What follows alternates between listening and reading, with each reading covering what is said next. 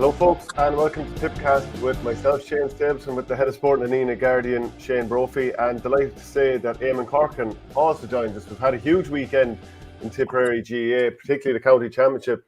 We know now the final four, Shane. What a weekend that was of hurling.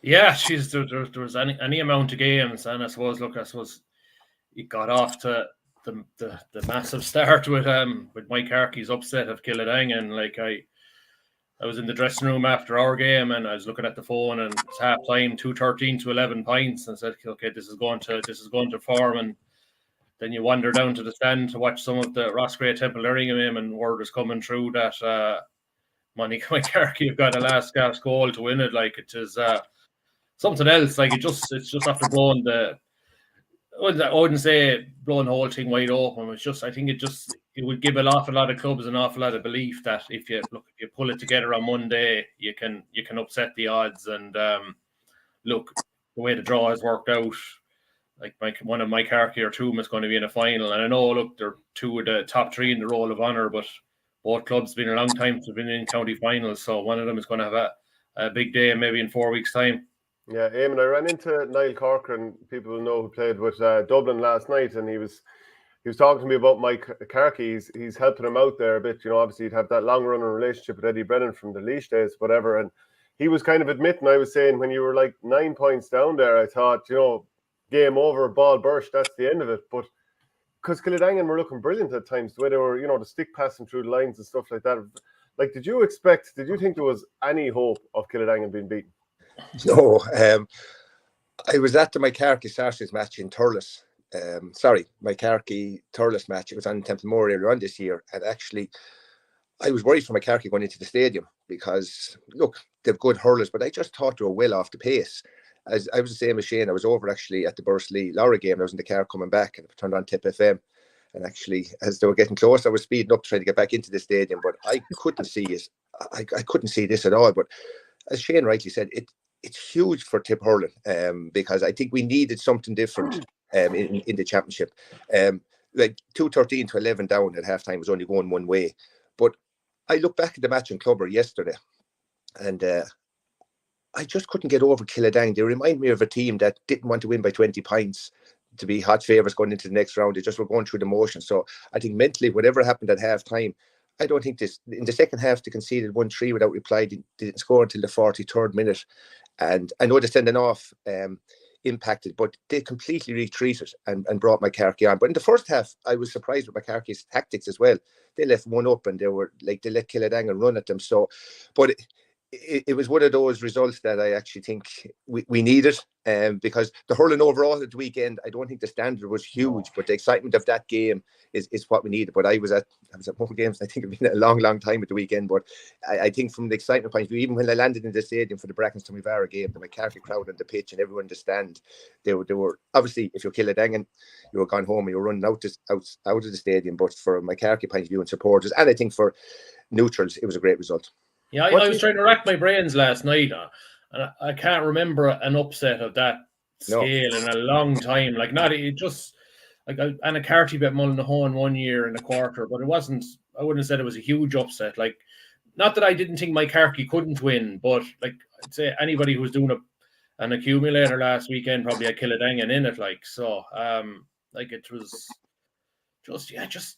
It was just so un-Kildangan like to have a command and lead like that, and I suppose just lacked the composure to see it out. And I know a lot will be said of the goal and the amount of steps that were taken, but look, fairness to Kildangan, they didn't complain after. I suppose they'll go back to 2020 and maybe the break they got and the winning goal against Loughmore in the county final. Just sometimes these happen, and look, I think I said it 2 weeks ago after the draw, I said, Kildangan got fair warning last year when they played a Holy Cross team who were coming in similarly on maybe not given a chance, and they just about got away with it. And then look, they sailed close to the win this time, and look, the Lady Luck didn't shine on it.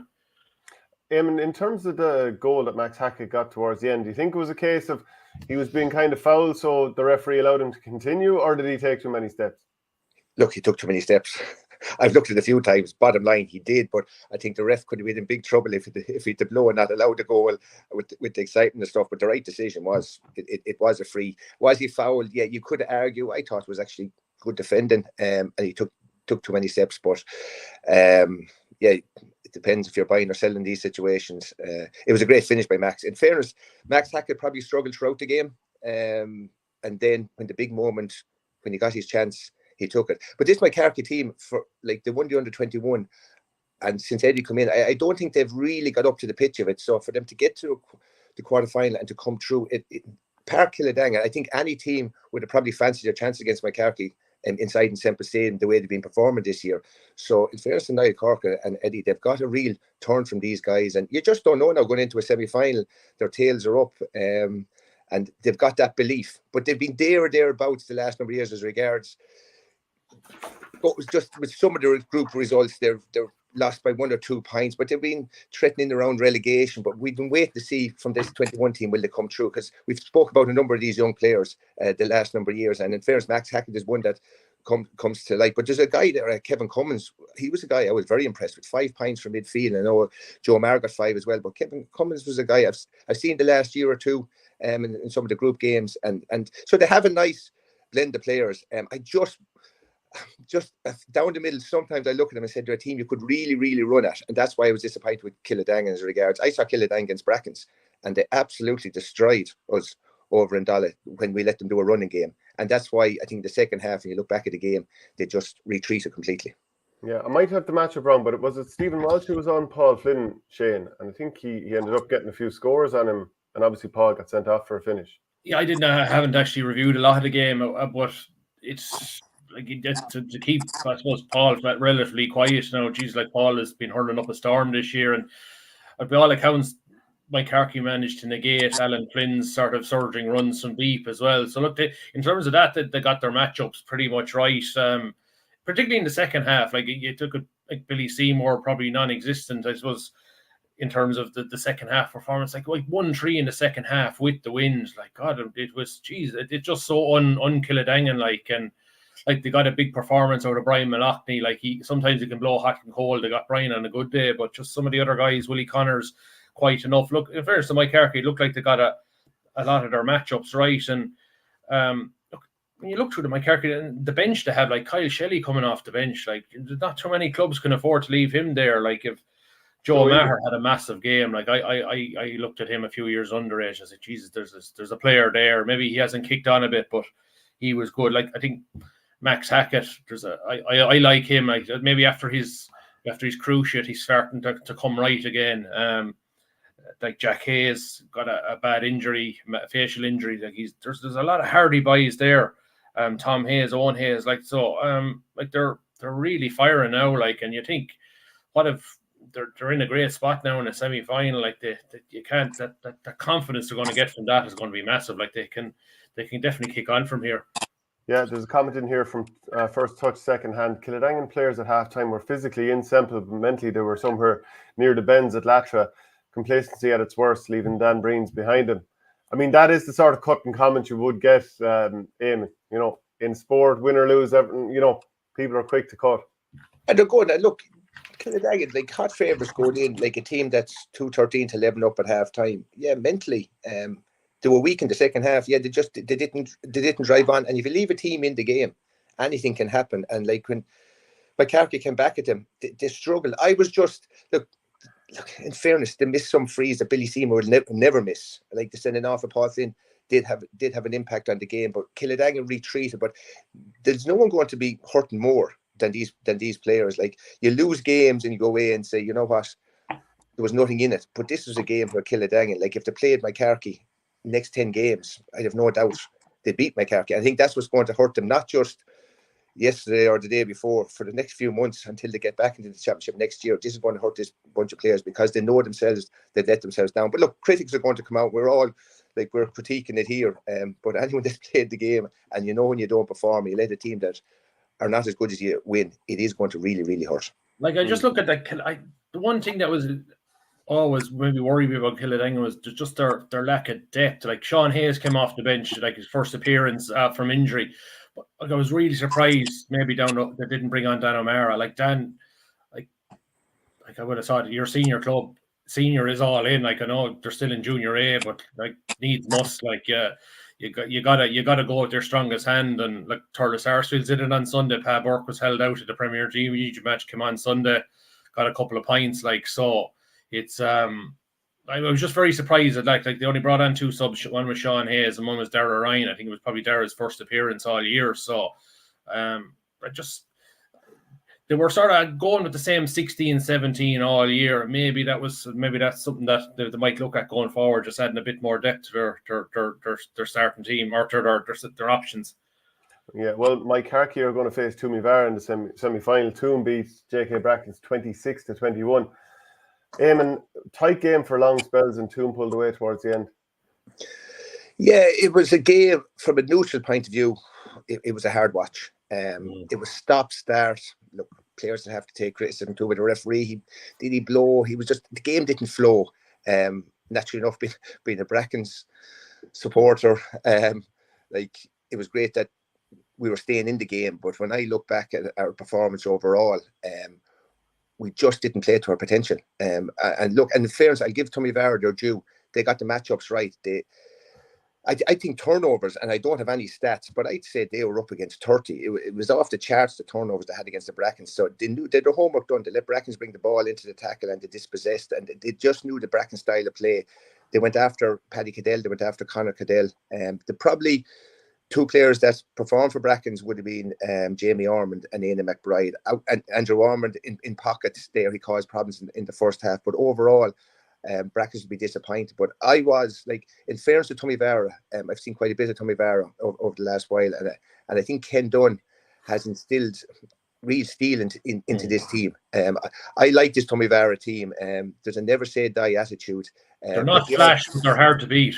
Exactly. And like we'll go on to the Nina Thurles game in a while. You talk about physicality, this, that, and the other. But Toome, if they have to mix it, they can mix it. And like Mark McCarthy there, Darren McCarthy. And the one player that I think needs to be called out in this game was Darren Delaney. Like Darren went in to stop Paddy Cadell hurling, and sometimes we talk about the Lara Corbett going in stopping Tommy Walsh. He went in to stop Paddy Cadell, and he scored 2 points. And like you take Paddy Cadell out of the Brackens team, to be fair, we do struggle to get the ball through the lines if Paddy's not on huge possession. So looking overall, I'd say when it was like, and also I do think there might be in the back of both players' minds and management minds after Moycarkey had the big result of going, geez, whoever wins this is really in with a chance to get to the final. So I don't know that impact on performance from both teams, but overall it was a flat game. But Toome won't care. They came out the right side with the result. But Eamonn, were JK Brackens the authors of their own downfall? Like you said, carrying the ball into contact. It happened once or twice to Paddy Cadell, who, you know, I praised many times, but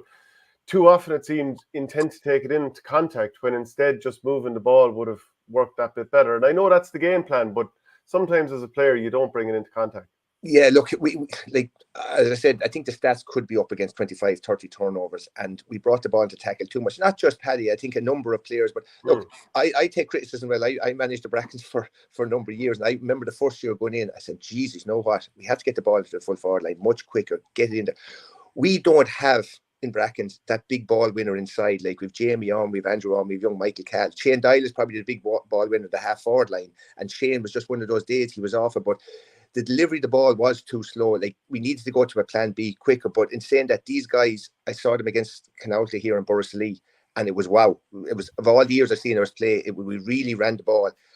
But the other day, for whatever reason, we just kept turning it over, and that's down to Toome pressure as well. I think if we were playing a team that isn't as physical, we can play that game. But when you come up against a team like Toome and do the homework done, but we need to learn too. Like at times when it's not working, the ball needs to be delivered, because Andrew Ormond inside is lightning. And for me, Jamie Ormond this year, he's only up a year. Like I've seen a lot of players coming through, and I know he didn't make the 20s last year. He was thereabouts. He's one for the future. He really caused problems for Toome when he was on the ball. His touch is exceptional, and his pace. He's one. Maybe next year is too soon for senior, but you have him on a training program maybe for the year after or something that let him focus on under 20s, but with a view to the future. But it's like, was it 5 points in play? Did he get 6 and a couple of 6? It was 21 or 22 points in play he's got in the championship for an 18-year-old. Like, just incredible stuff. Like, so, like, he's definitely one for the future. Yeah. And yeah, I suppose just to turn on Toome Barra, the victors, they're back in a semi-final, and look, I suppose, like, to get back to a semi-final now, that's hard going. So at least they've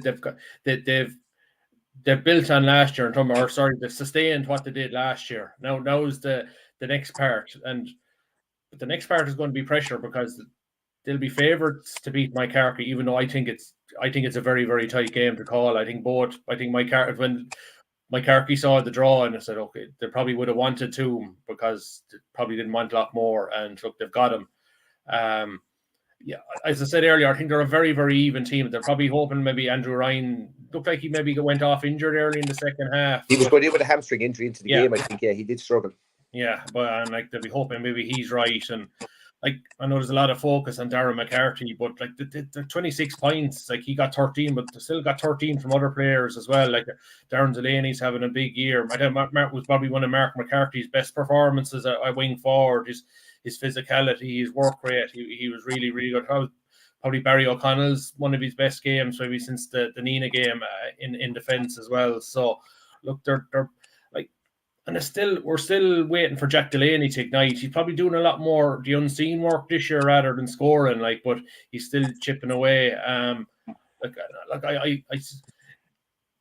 just can't.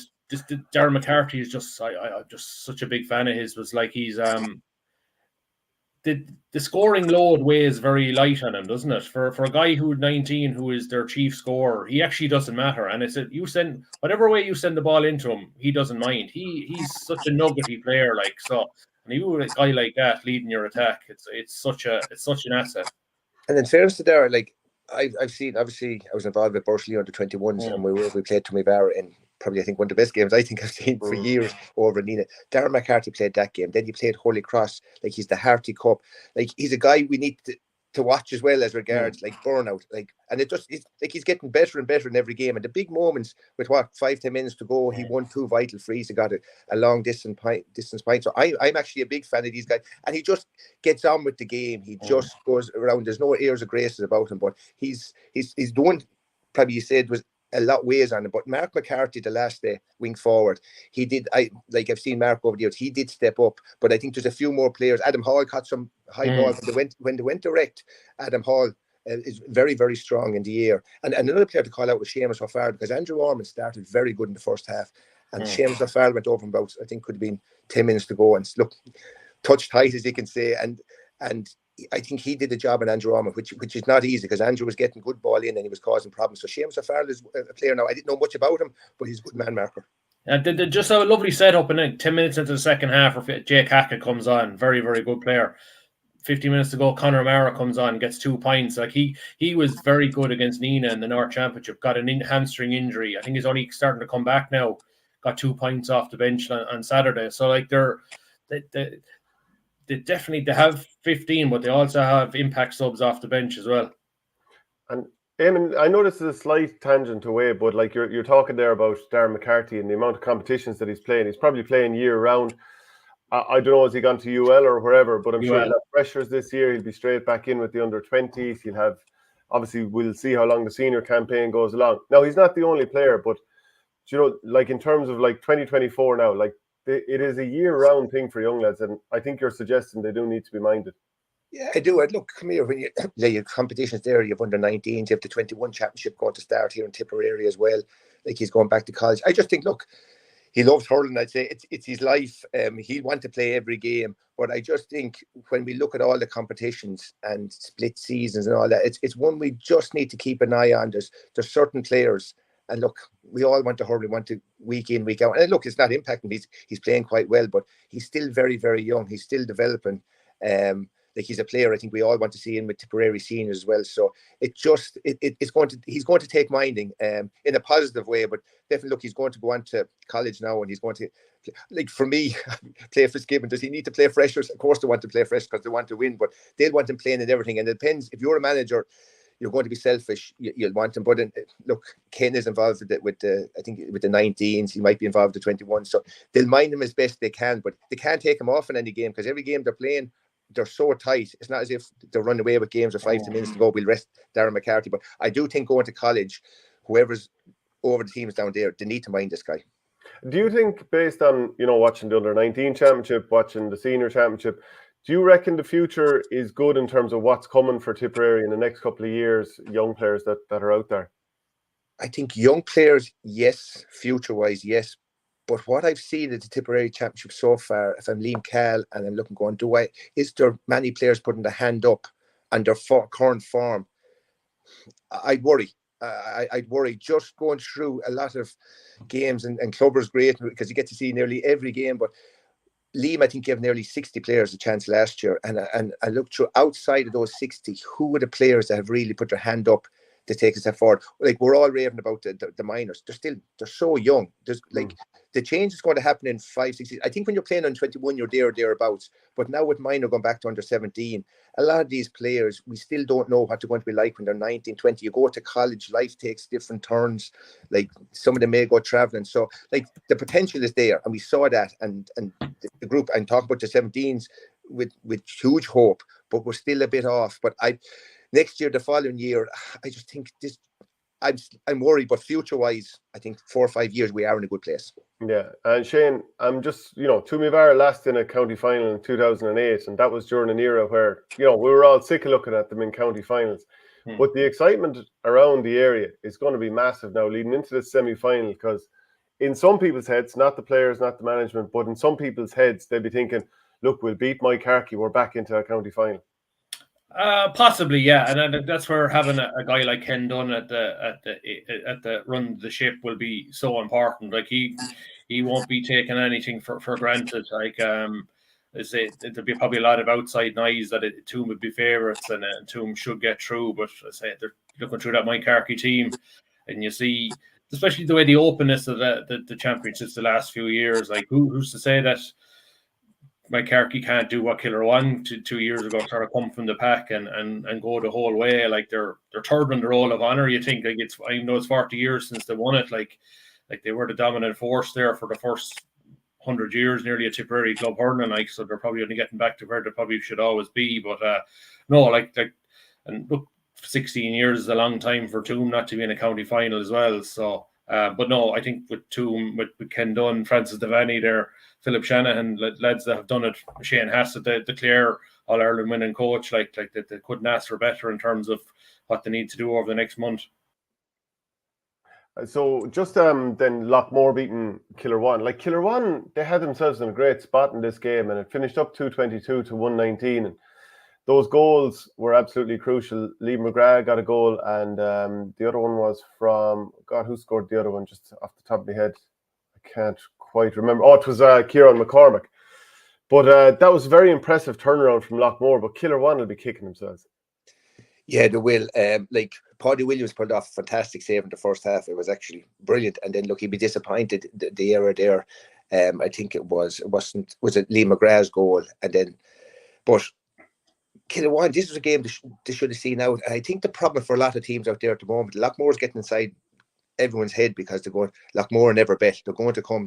And we're all even sat in the stand when Killer One went ahead going, at what stage of Loughmore just going to start to turn it on and progress. But Killer One, I said earlier about game plans, and when I look about a long delivery and getting it in quick, I looked at Cian O'Kelly, Thomas Cleary, like they're absolutely huge in the air and they can cause problems. And I just think when the two boys went inside, even with 15 minutes to go, I'd like to have seen high balls going in and top because they were going to cause problems. But Loughmore, and I hate saying Loughmore, but they're some team. Like they are. Like even when we look at their bench there, Kieran came on and scored a goal. McCormack, like he was a great young player throughout the year. But Loughmore are a team that, I know they've told us in the semi-final, like they've won the mid. I think Loughmore are going to have a huge say overall. Look, it's obvious there's only 4 teams left, but I think Loughmore, they're just every game getting through it nicely. They're not picking up too many injuries like the McGraths. I thought Brian McGrath was quite impressive last day. The 2 Conleys, and I know Kieran Connolly has struggled with injuries, but Kieran Connolly and Ed Connolly scored 4 points from play. Kieran got 2 from the middle of the field. But overall, Loughmore are a team that they're just in the background, steady Eddie's getting through it, and I think it's going to, like, draw wise, I think if it had to be Thurles and Loughmore, we're probably looking at Thurles Loughmore final. Toome or Moycarkey, I'm not disrespecting it, but I do think it would be if they were separated. But it's going to be a massive semi-final. But Killawan, like, they got through the Boris League game. They've been okay this year. They were just a team. If I had the forward line like they have, the big ball winners, I would probably go more direct, because I just think Cian Kelly and Thomas Cleary in the air. I don't think there's 2 better guys at club level in the county to win the high ball. I just felt the ball sometimes was too slow going into the lads. And Shane, I would have thought that, like, when the chances were presented to Loughmore, like, they took them. So obviously there was the intercepted puck out, and you'd Liam McGrath's goal, and the other one, I think, ball went into the corner, and maybe it was Owen Hogan who got the ball, and Paddy Williams initially came to offer him an option, and then I think retreated, and then Hogan tried to play a difficult ball through traffic, low, bouncing, and again, so, like, in both cases you could say these were totally avoidable goals, and Killarwan offered up the chances, and no better team to punish you. I guess it's the modern game. Like, you think it's the risk and reward sign. If the short pass works off, great, but it doesn't, it puts you in big trouble. And, like, there's no better team than Loughmore to punish you. And, like, you just got the sense, like, Killarwan had just got the goal through Willie Cleary, as Eamonn said, direct ball, long ball in, caught, broke, laid off, a quick pop pass by Cian O'Kelly, and they were in for a goal, like, and they just never got a chance to build on it, because they more or less handed the goal back straight away. And you sort of sense that Loughmore are going to win from here. They're too good of a team not to be giving them a helping hand. And, like, there was only a point in it, I think, on 57 minutes, and Loughmore just reeled off 5 in a row. They retreated back to field. I know some people are saying that's a bit of a risk, but Noel sat back in the pocket.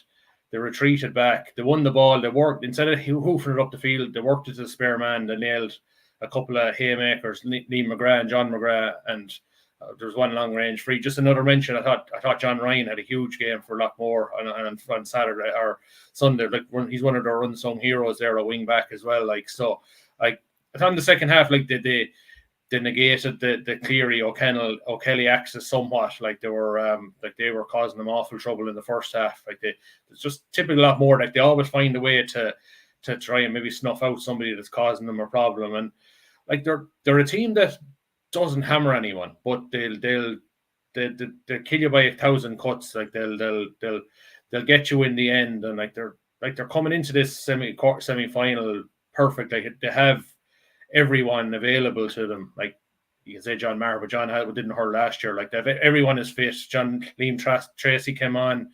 Look, his hand didn't look hectic, but he came on. He's back given another fortnight. He'd probably be good. And, like, people might think, oh, they might be looking ahead this week to the semi-final. I actually think that the fact that they're playing Brackens on Sunday in football is a great game, because it's a derby match, so they won't be looking ahead. Like, they won't want to lose on Sunday in the football. So it's probably nearly the perfect tune-up game for them, provided they don't get any injuries as well. To be fair to Killarwan, one of the things they did do quite well was, for long spells, find an answer for Noel McGrath, who got a point after a few seconds, and he got one late on. But they did manage to do what most teams don't do, which is do pretty well to keep him out of the game. I was actually going to comment on that.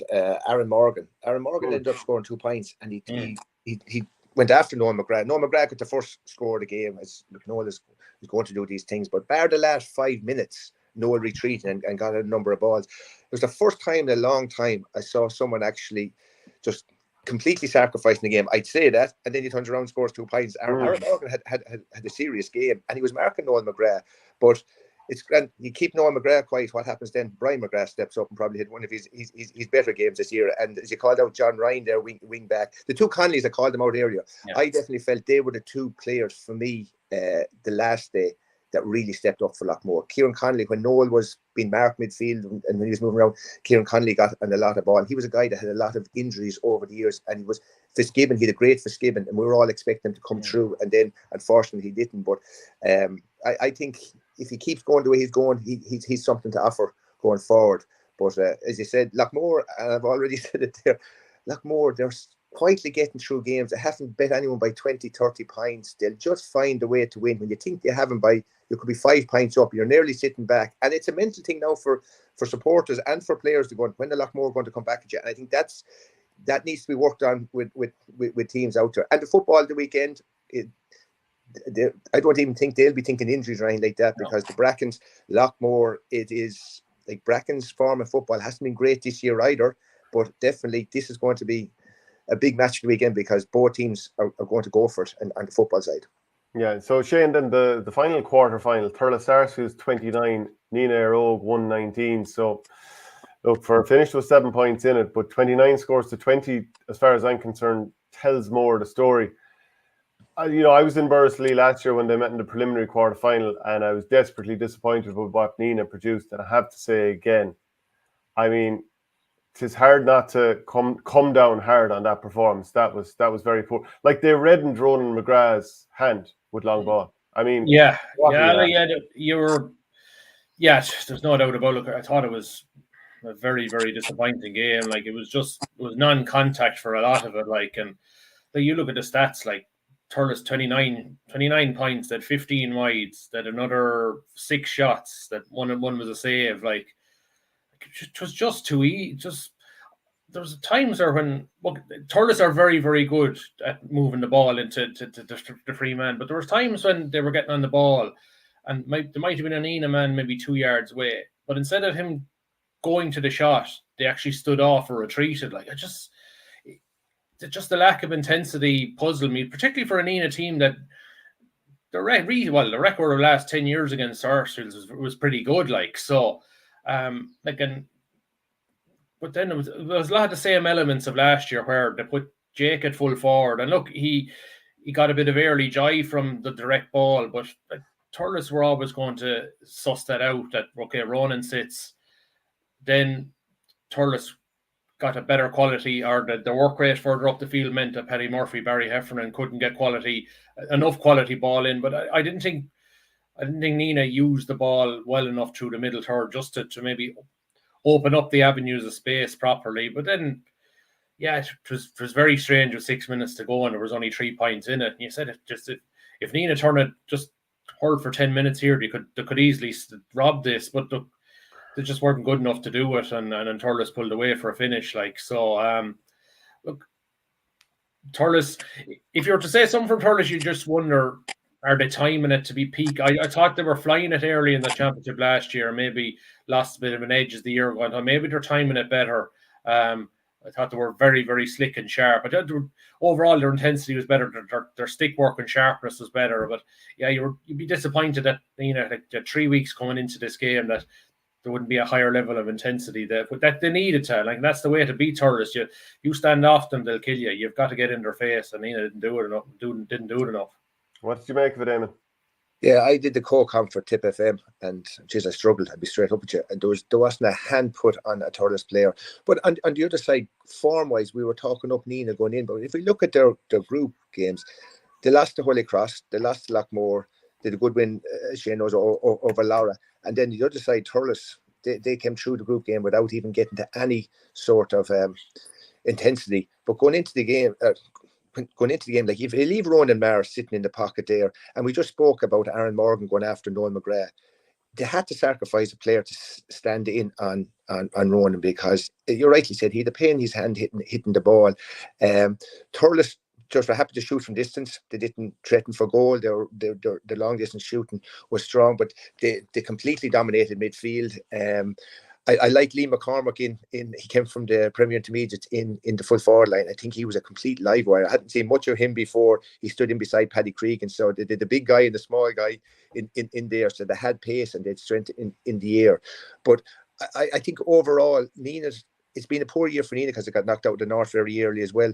So I just think, like, it was a semi-final. I said they're going to come at half time and they're really going to get stuck into Nenagh. They got about 5 minutes, intensity levels went up, then or into Thurles. Intensity levels went up, they dropped it again. They looked like a team that were happy enough just to go through the motions. And obviously, it looked that way. That's not the way they were feeling when they're out in the field. Obviously, you're going out, you're doing your best. But I definitely think any neutral watching that game would say straight away, why are Nenagh not going after Thurles? You let Thurles hurt, they will destroy you. And Nenagh, it was like a challenge game, if I'm being brutally honest with you. Yeah, I mean, Shane, like you can say lads can have off days. That's fine. Mikey Heffernan, he's peppered scores over the years. Didn't happen for him. Tommy Heffernan scored 4, but other parts of the game didn't go great for him. There's players up and down the field. It didn't happen for them, not just those two brothers. But like, what were they trying to do? I mean, that's what I'm wondering. Like, with the amount of long ball, and you're looking at the players they have, could they have picked the game? Like, did the game plan even suit them? It looked like they tried to do what they did against us, Jake, Ben West, and Josh Keller inside, and go direct. But you're playing Thurles.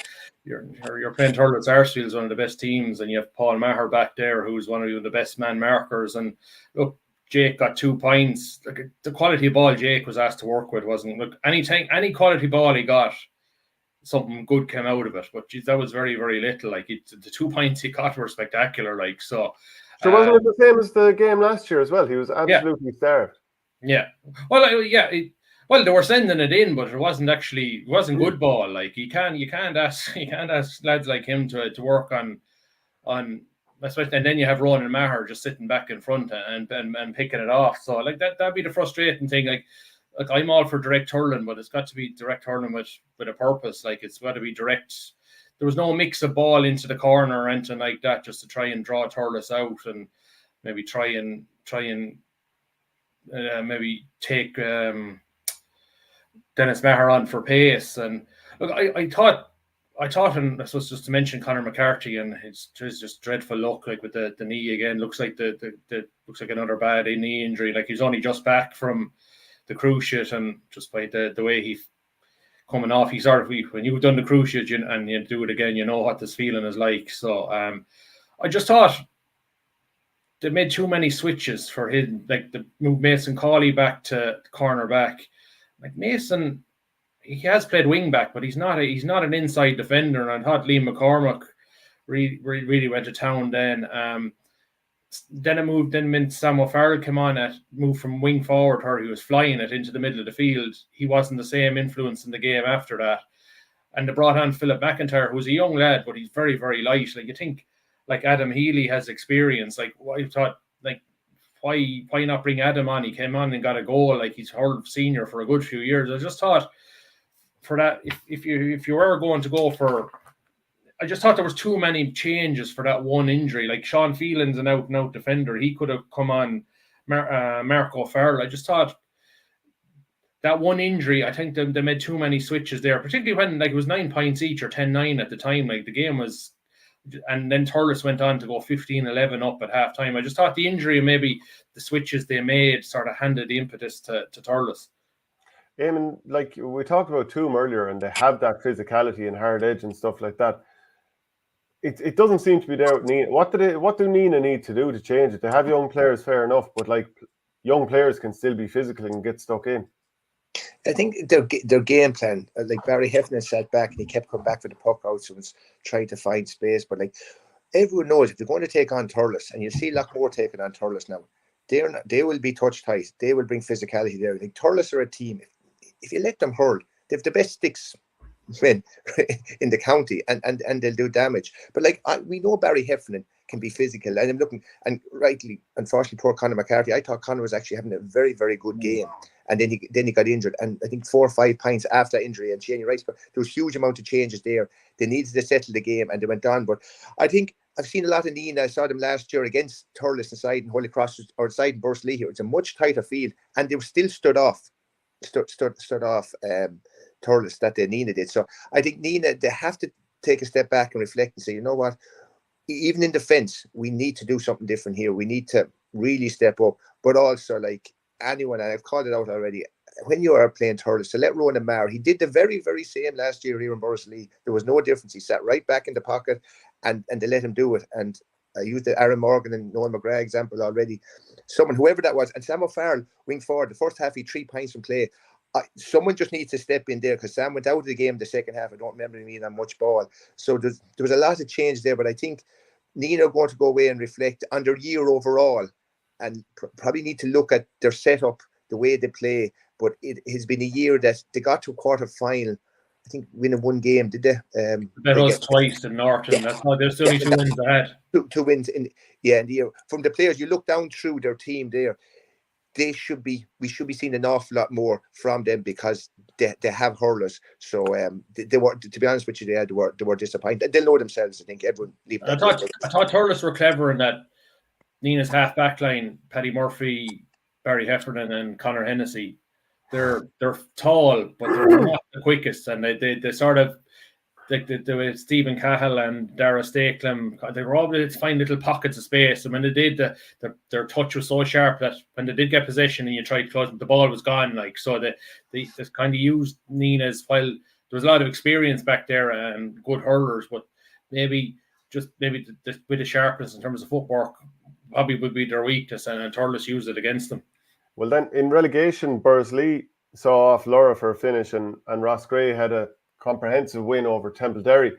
But we'll just go to Burris Lough first. And I was watching the stream throughout, Shane, and I was keeping an eye out for you there the whole time and, holding the chin and the whole lot.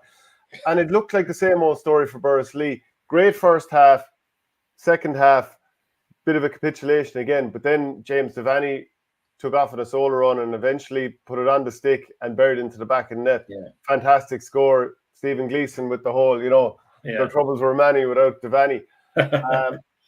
And that was kind of the turning of the game because for long spells, it just looked like Lough were going to edge it. No, look, we were coming. There was Eamonn was there. There was a fair breeze there. We were happy enough going in only 7 down. After, like I said, and the thing for us is that our first 15 minutes of the second half, we let the lead go out to 10. We just never. It took us too late to kick on. We scored about 1-10 in the last 10 or 12 minutes of the game. By the time we got into our stride, we're chasing, and then to get the Devaney goal, one of those goals he got on the run to the All-Ireland final a few years ago, and we were chatting about it last night. I think 2 of our defenders were on yellows, and that's why we had a couple of guys there, but nobody went because they didn't want to get the second yellow card. And look, that's what happens. And Devaney's very good at sort of giving a shimmy while he's doing a solo run. He can sell you a dummy. I don't think we did enough on the day. I thought Dan McCormack was just the single biggest factor, just having that centre back who can read the game. And I think in the first half, we struggled on our own puckouts. We just couldn't get enough possession. In the second half, we were a lot better, especially our halfbacks, Michael Dole and Dara Guinan caught some great ball. Kieran Hawk came off the bench, and our half line definitely got stronger in the second half. We got Colin Fogarty into the game. Just didn't get enough quality ball into the forwards. You saw the goal we got. Probably the one decent ball Bonner got all day, popped it to Keane Hogan into the back of the net. In fairness to Bursley, I just thought that middle third area, Kevin Maher had a big game, Paddy McCormack, thought Tom Delaney was good in terms of winning little bits of possession and 2. So, overall, Bursley deserved their win, but I just that started the second half and we had the breeze. We just didn't. We let the game get too far away from 7-10, and we got it back to 2. So if we'd started that second half slightly better, maybe we might have negated the goal. But no, I think Burrs were value for their win on the day. And Eamon, if you take out that Nenagh game when plenty of goals went in, Lough have been strong this year, so they'll go into the relegation final against Templederry, feeling relatively good about their chances. Yeah, Shane analysed well. I suppose he was on the line for Lough, so he did a deep dive on it. Lough, I think that 10 minutes after half time, that's when Lough needed to come. They got it back to 2 points, and there was a big win there. JD's probably had a quiet championship, and by God, when he was needed, he stepped up with 1-1. I thought Conor Kenny actually had a huge game for Bursley. He was strong in the air. For Lough, you mentioned the 2 players for the goal, Bonner and Keane Hogan. Keane had probably one of his quieter games. I don't remember him being on much ball outside of the goal, and I think Bonner, in the first half he was starved a bit. Could he have done more damage out in the wing? But then you bring him out to the wing and the ball goes in. So it's a catch-22. But like Temple-Derry, I'll be honest, I think Temple-Derry are in trouble. And I know Shane is there listening, he probably doesn't want to hear this, but I do. Temple-Derry look like a team that nearly had, we get the Roscrea game, we just get through it, and we'll have a big battle now in the final we go for, because they stayed in the game for up to the first half, and then Roscrea absolutely blew them away. They've been unlucky with a lot of injuries this year. Players have been around a while. I think they're hanging in there. But looking at like Lough overall, like this year, Shane, like the result against Holy Cross and stuff like that. I think there's pace there. McIntyre, I think he's absolutely lightning when he's on the ball, and I think you've got your half back line set right in the second half. But down to that 2 points, Boris, they were on the ropes, and then you always want a big player to step up in big moments, and JD did that. And actually, it was only when you called it out there about the 2 yellows, it made sense, because I was like, Jesus, how did he get straight through without anyone touching off him? But I think going into the relegation final, Temple-Derry have shown nothing this year to show us that they can stay up, and I think they've been very unlucky with, I said, Brian getting injured, and just the second half against Roscrea, it was like writing was on the wall. We need to now prep for the relegation final, and you don't know, like we saw last year where Brackens and Upperchurch, Brackens were down to 14, and there was no way they should have come out of that game. But you'll find something deep within you to keep your senior status. So you can say Lough, yeah, absolutely. I would say on form they're favourites, but in a relegation battle, when your senior status is on the line, anything can happen. Yeah, like you took it. We'd be fully expecting maybe that Temple-Derry will throw the kitchen sink at this on Sunday week. Like Liam McCutcheon went off early. Was that a precautionary thing to say, okay, we won't risk it here? Adrian Ryan didn't play. Like Brian said, well, look, I'd be fully expecting that they'll strap all these guys up and get them out there. It was like, well, what have you to lose at this stage? And like, then you still have Sean Ryan. Like, Jesus, like the goal he got, like, you know, right to get that goal in the first half. Like he's like a bowling ball. He's strength everywhere. Like I still think there's a tip player. I'm not giving up on him yet. Like, so I just still think he's so effective. Like, but look, it's a derby match. Well, I wouldn't say derby match, but it's a divisional game for relegation in terms of staying up. So, look, it's a fair play to Roscrea. I thought I saw the first half live, but geez, they used their legs, and they just opened Temple-Derry up at will. And I thought it was only 3 or 4 in at halftime. I thought they were a good 7, 8, 9 points a better team in the first half. The Temple-Derry goalie pulled off one brilliant save as well. And maybe from Roscrea's point of view, the goal they gave away was soft as well. So look, from Roscrea, look, any team can have a bad year. And look, Roscrea went from quarter finalists last year to relegation. It doesn't take much, as you say. Brackens went from relegation last year to quarterfinals. The margins are so fine. So it was big for Roscrea to stay up, and like they'll be. You can put it back down to a bad year, and I'm sure they'll come again next year. Okay, I'll read through the Premier Intermediate quarterfinals, and Eamonn, you might take me up on one of the games then, whichever one suits you best after I read them out. Cashel King Cormac's 325, Thurles Sarsfields B 113, Upperchurch Drumban 313, Eero Gannacarty 16, Gertnahoog Glengool beat St Mary's 418-13, and Carrick Swansoft Burgess 121 to 112. Eamonn. Yeah, I suppose the one I look back at actually was the Upperchurch and Eero game. I'm just fascinated with Upperchurch back down. They were my favourites to come straight back up again. But looking at form there at the moment, like Cashel, Gertnahoog's scoreline was probably the one that stood out over the weekend for me. I knew Mary's slightly under pressure, but like that was a serious score to put up. Cashel, whatever they have in them this year, there seems to be serious fight in them.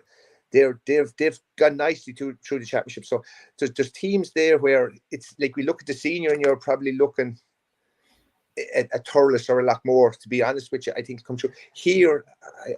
It's a toss of kind. I would have said at the start of the year that Upperchurch, I think they were unlucky to go down the year before. So they were in the semi-final. They had a massive year. Then last year, puck the ball, put them down against Brackens. But Gertnahoog are a team there. I've seen a bit of them this year, and I'm very impressed with them. But then I've always said Cashel, thereabouts. And in fairness, Carrick Swans, Burgess. They've showed great form the whole year through. They've been under the radar. I haven't seen a huge amount of them. Actually, one or two matches in club, and looking forward to going back and watch them because a number of people are talking about them. But they're like, you look at the semi-finals there. It's Any four teams can win it from here. Pardon? Any four teams can win it from here. Yeah. Yeah. No, for me, I thought the result for me was casual. Like I fancied Thurles to win last weekend. They'd done nothing wrong. Like they got to the final last year. They were flying it. You know, they have good stickmen, but geez, like that win over Boherlahan and I suppose maybe the match practices they got, and of course I think some of them had played an under-19 final 2 nights after. So like a lot of these guys are really sharp. Like they're really up to speed. And Shane, had Thurles dipped into their Thurles A dipped into their B team a lot? I mean, I know their senior team would have always pulled about 20, and I know Pa Burke was held back. Pa Burke didn't play on Saturday for the Premier Intermediate. So, like, I wouldn't say Pa probably was the difference on the day. It was probably the first half performance where Thurles had the wind, and I think they went in a point down at half time. Like, the damage was probably done at that stage. Like, but the only maybe flip side for that with Thurles casual is the targets on their back now. Like they're probably gone to the top of the pile in terms of form. That for me was probably the statement win of the weekend.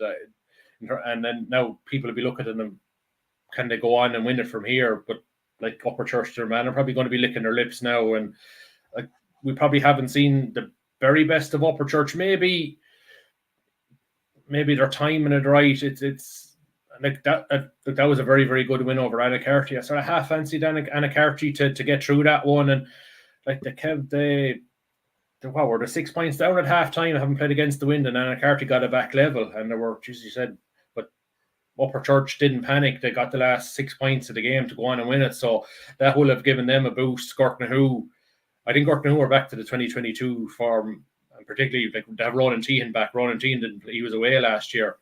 He's back now, and like they have Damien Corbett, who he wasn't starting an awful lot of games, like a tip under 20. Got 2 goals. Now his confidence is up, and I just think the fact that they're more used to the stadium than Carrick-Swan. I can't remember the last time Carrick-Swan played in the stadium. That might shade it in their favour when they play in their semi-final. But like I do honestly think if the Swan get through that, they could go on. I think, as I said, any 4 teams can win it from here. And then in the relegation semi-finals of Premier Intermediate, Silvermines beaten Tracy's 219-21, and Moyne Temple Toohey beat Newport. That was 123-118. Shane. Yeah, probably both games went to form. Silvermines probably made harder work of the Tracy's game, particularly when the Tracy's went down to 14 men early in the second half, and they came back and got ahead. And Conor McKelvey got was it Darren McKelvey? One of the McKelveys get the forward. He got a goal to ease the pressure. He's sort of one. I was looking for tips. He's a big guy, and maybe a bit rough around the edges, but there's a bit of physicality, there's a bit of directness in him. I like him. They got through. Mine probably built up a big enough lead at halftime with the wind against Newport to hold on for a finish. Gerard O'Connor had a big game. Newport, they've brought out Conor O'Mahony again. He came on, he got 2 points, and now look, it sets up our juicy final. If the Tracy's Newport game always has a bit of an edge to it, and you think about one of them is going to be relegated now, and that's going to be that relegation final double header on Sunday week in Nenagh is going to be tasty. Eamon, any thoughts on that, or will I move on to intermediate? No, as I said, I don't think there's any surprises there. Moyne Temple Toohey had a poor year, but like on paper, like there's some big players there. But like Shane said, I'm looking forward to this relegation final. Traces and Newport, there'll be skin and hair flying at that. And when it comes down to the team being relegated again, you're going to go for it. But Conor O'Mahony coming on, I saw Newport this year against Clonakilty. I went to watch it, and I just think, yeah, there's no surprise with Traces and Newport overall form the way they played this year. I was expecting those 2 results. No, like Newport, they've lost too many players, and looking at the team like Colin Floyd only came off the bench, so he must be carrying a knock, and like it'd be big for Newport. Like they have a serious under 15 team coming. If they can just hold on for a couple of years when they get some of these guys, if they develop the way they're going, they'll be fine. Like, so I think it's important for Newport, and look at the town and the size of Newport to have not to fall into the third tier again. Yeah. The intermediate quarterfinals then, Ballingarry beat Knockavilla Kickham's 4-15 to 3-17. So really close run game there. Moneygall saw off Portrue 2-24 to 3-13. Kappa White edged out Shannon Rovers 227 to 125 after extra time. And then Golden Kilfeacle, they were quite impressive against Borrisokane. That was 323 to 21 points. I'm not sure if you saw which of those games would intrigue you most, Eamonn. Moneygall and Golden Kilfeacle certainly impressed me. Yeah, like we analysed games. I don't think I've gone the whole way through the weekend seeing all the games. Sorry, I haven't. But result-wise, the team for me, obviously you were taking interest in the World Championship, but the team for me that I keep taking an interest in is probably just knowing some of the players that are close to me is Moneygall. And like their result there against Portrue. Look, a good result. Ballingarry are a team this year. They're after. They're like when the draw came out, I didn't know where they were overall, or where they'll end up in this championship. And like to see them still there, it was a great result for them to get over Knockaville at the end. But like you're still trying to pick teams, go through all the teams there, and like with Golden and Kappa White, like two very good semi-finals. Again, who do I see coming through? I genuinely don't know enough about the teams to comment on the. Shane is probably your job probably keeps going to all these matches, Shane. Yeah, no, I think the probably definitely I think the best four teams are left in it. Like Moneygall for me, just the scoring power to have. Like you think they have two inter-county forwards and Joe Fogarty and Sean Kennelly there, throw in Paddy Fogarty, Sean Fogarty, Adam Hogan. Like there's so many weapons up front, and but then Kappa White, could they do a Golden like last year? Just maybe get on a run like. Conor Martin's back from injury. Willie Barry was super against Shannon Rovers last weekend. He got some of the points from play were outstanding. Like that, like you think they've very, very good players that have played underage, like Ryan Ranahan. That are very, very good stickmen there. So, like, and I suppose the fact that Portrue conceded 3 goals in the first half against Portrue, like the Portrue thinking, okay, we've got to be more solid defensively. Like we can't maybe afford to get into too many of these shootouts. The other semi-final, Golden and Ballingarry. I think this was the match last year where that last minute goal where Golden snuck through. And remember the new rule where Ballingarry thought they were qualified, but the new scoring rule came in and actually Golden got through. So the fact that the two of them are playing each other again, and look, Golden keep doing what they're doing, and like with a very young team, there's a lot of under 21s in that team. Like, and then you have Jack Leamy, Ben Curvin, two underage quality players in their forward line, throwing the experience of the O'Connells in the defence. So like they're building nicely. Ballingarry, the fact that they were behind the whole way, I think, against Kickham's last way. I think they were 4 or 5, 6 points down with 10 minutes to go, and they stayed coming. I think the chap at Burns has got 2 goals off the bench. So I think that will be I would say Moneygall, I would fancy to get over Kappa, but I think the Ballingarry Golden game could be the tighter of the two. Maybe it's but Golden look like, even though it got to the final last year, they look like they've kicked on a bit further as well. Like that they want to go a step further. But yeah, they're two good semi-finals.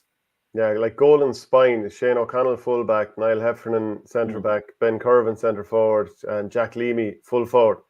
Like just having a spine like that. And Ormond there as well. Like they have a very, very good first 15. Yeah, and then the relegation semi-finals and intermediate: Arravale Rovers 19, Ballybacon Grange 15, Skeheener Inky 16, Upperchurch Drumban B 15. Shane. Yeah, I think those two games went to form, so it leaves Ballybacon against Upperchurch. So for Ballybacon, it'd be a big loss to. I suppose especially you want more first teams to stay up as high as they can, and hopefully, I suppose from Ballybacon's point of view, they'd love to stay up. But I think it was a big win for Arravale, because you do have some of that crop of the Ryans that were on the Tip minors this year. They'll be eligible next year for adult hurling, and that'll be another shove on for Arravale. I think Arravale are a team that probably look towards the knockout stages next year if things click for them. Yeah, just before I let you go, final thought then. On the football this weekend, Loughmore against JK Brackens. How would you see that going? Oh, sorry, I have you muted there, Eamon. Let me unmute you there. Sorry, go ahead. If we're good on form so far in the football championship, you'd have to say a lot more. And look, they're going to be favourites going in. But brackets don't, like, I'll be honest with you, it's a local rivalry. I would expect a big performance from Brackens. They're out now. They're hurting after last weekend. Even though people say Lough, they're not even going to be thinking of the hurling. Lough, week in, week out. And they're both teams that they've done it for the last number of years, and both teams pride themselves on being dual clubs. But you go through Bracken's team, like we've some brilliant footballers right throughout the team. Paddy Cadell is a serious footballer. I know we don't know, it's probably we know more for the hurling. Conor Cadell has been playing integral. Aina McBride, Shane Dial, Carl Scully. You go right through them. Yeah, they're all very, and the Ormonds, like I'd say Andrew Ormond now will, like, he didn't play much football this year. He'll come back now because they're out of the hurling. So I think we're actually in for a crack. A lot of people, neutrals, will say Loughmore, they look in and say that they're going to be, they're favourites for it. But I wouldn't be surprised if we're going to see a very, very close game, I think, anyway. But I wouldn't be surprised if Brackens turned them. And I'm saying that solely on the grounds of it's not on form right at the moment. They just really struggled the last day. Against Kilsheelan, 2 players sent off. Like Dean McEnroe was missing at the weekend. Paddy Cadell got a black card at the end of that game. But then, as I said, on the flip side there, you look a lot more. These boys, you just put down the hurleys, pick up the footballs and go again. But neutrals will look in and say Loughmore had favourites. I just knowing the local rivalry and living locally here, I think it's going to be a cracker. Okay, well, look, Eamon, really appreciate you joining us, and we'll chat to you again soon. Cheers, Eamon. No problem, lads. Well, just before you go, Eamon, are you going mastering this year? I went Have you got the phone call from Reds? I went back training with them for the first time last Thursday, and I was pucking with Larry and Shane McGrath, and they're all there. Geez, these lads can still play senior. So I went playing junior C with Borrisley. Said, you know what, I get back going. I went playing junior C with Borrisley Monday night, and the kids came down 6 minutes into the game, and I was gone off. I tore my hamstring. So I think the whole master thing and everything, it was a pipe dream. So I'm back now. Back in looking at games. Shane Stapleton, he's wearing the maroon. Look, 6 minutes. 6 minutes. When is Shane Stapleton going to come home and give 1 year of Burris before he hangs up the hurl? Like, so I'm in a Junior B quarter final in Dublin coming up in a week and a half's time, and Junior B goes to an All Ireland as far as I know. So there's a dream alive there at the minute. Lads, I'll talk to you. Good luck. Cheers, oh, sorry, 1 second. I kick you out there, Eamon. Okay, look, a few more quarterfinals to look at as well. Kilsheelan Kilcash against Cahir, Moyle Rovers against Arravale Rovers, and Ballina against Clonmel Commercials. That last one, Clonmel, you expect them to steady the tip there? Yeah, they're not going as well as last year. Okay, they're down a couple of bodies. Went to miss Jack Kennedy in the last group game. Of course, Seamus Kennedy and James Morris gone for the year. But I think they'll have too much for Ballina. It all depends on Ballina and has their injury situation cleared up. But then you look, they beat Upper Church the last day without Stephen O'Brien, Michael Breen. Who else was missing? Teddy Dial didn't play. I think Owen Power might have only come on. So look, I think for Ballina to cause an upset, they need everyone, and it'll be interesting to see who's available. But I think Commercial's probably a bit too much left. They won the South Under 19A last night, so look, they always have players coming through. I think Moyle Rovers, Kilsheelan should hold form, and then that Brackens Loughmore game for me is 50-50. I think it'll be very, very tight. I wouldn't expect it to be a high scoring game by any means. I think the last team, Loughmore will probably want his extra time, but I wouldn't rule it out either. Sometimes I think I tip Brackens in the paper. I just think maybe that the fact that it's their last, it's all or nothing for them. They're a good team. They've got to 2 county finals in the last few years. Maybe the bit of a drive in them because it's their last chance for a lot of these lads to go and maybe win something this year that they might turn over their neighbours. But it'll be a good game. I'd be expecting a big crowd in Temple Tuohy on Sunday. In terms of the Tip Camogie Championship, what's the latest there? Yeah, the last round of group games is next weekend. So Thurles completed their games 4 from 4. They're absolutely flying it. I suppose the only concern for me is that there does seem to be a sort of a mix of Thurles, Drum, Clonolty. And there seems to be a bit of a gap after that. It'd be interesting to see this weekend how Burgess O'Hara go against Drum. Like Drum have sort of been easily. They've won their 3 games very easily so far. Beat Borrisoleigh last weekend by 12 points. I know Burris were down a couple of key bodies, including Tess Ryan. So, but look, Drum are flying it, but they have to go to Kilcolman on Saturday. So I think that'll be the game of the round. Big game between Borrisoleigh and Moycarkey on Saturday. The loser probably doesn't get to the quarterfinals. To be a setback for Borrisoleigh after getting to the semi-final last year if they don't get out get into the knockout stages. So I'll probably fancy Borris. And then you go to the other group.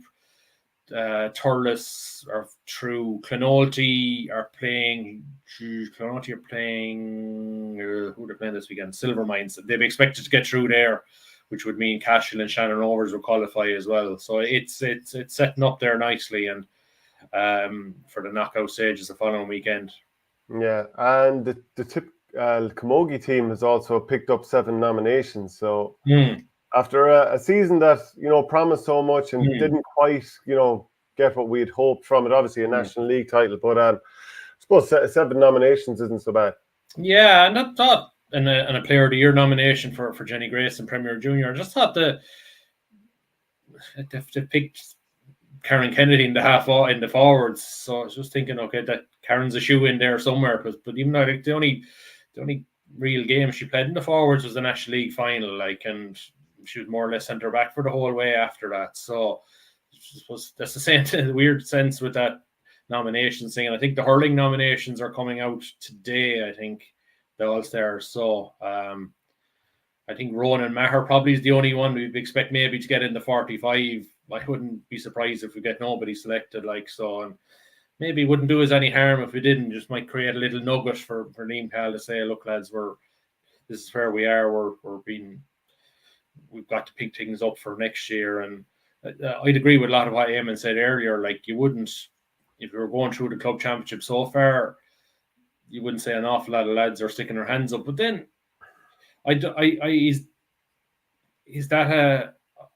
think that's a king in a lot of counties where you're not sort of seeing that sort of type of player anymore. Maybe you're sort of going on what you could develop. Maybe you look at a guy and think, okay, he has the skill set maybe for what I need, and maybe he mightn't stand out in terms of performances for the club, but you think, is this a guy we could shape that could go and do something at senior and the county level? So I'm sure that'll probably be a lot of what he's going through over the next few weeks. Okay, well, that's pretty much it in terms of the GAA coverage we have here today on Tippcast. But pick up a copy of The Guardian now. It's available. A huge amount of coverage of the Tipperary Championships, everything that happened over last weekend and everything that's coming up this weekend. Shane, I think we've it all said, have we? Yeah, no, quarter-final weekend is great. I know there was a few people were saying that why there was so many matches on last weekend. But I suppose it's the thing with I suppose getting ready for Munster is that you have deadlines to meet, and you could have maybe played the relegation semis the week before, but then it's all about sticking to the schedule as well. And I think clubs appreciate maybe when schedule is set out and that there's hurling match on a certain weekend that lads plan their lives around it as such. And you'd like to maybe get to a few more games, but look, what can you do really? I think semi-finals will be the same at the week on Sunday week. You'll have the 2 relegation finals in Nenagh up against the second set of semi-finals in Thurles on Sunday. But look, there's nothing you can really do with it. With so many competitions and stuff involved going on at the moment, compared to years ago when maybe senior you get a lot of competitions will be finished and everybody funnels into Semple Stadium for the semi-finals, whereas now you'll have junior A and intermediate and relegation matches on up against the second set of senior semi-finals. So you can't say.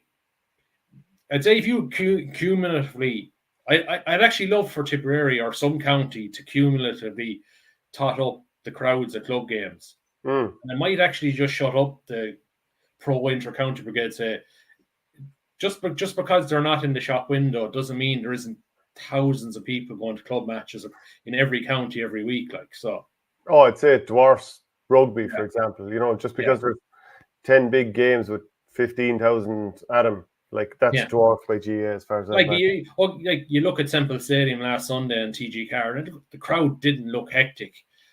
Look, Ladineen and Thurles people probably didn't come in till late, but then you had loads of matches around the county as well at the same time. So it wasn't just the fact that people weren't showing up; it's just that there's so many options for people of maybe other people from other clubs have their own teams to support ladies football, camogie as well. Like you have so much choice there.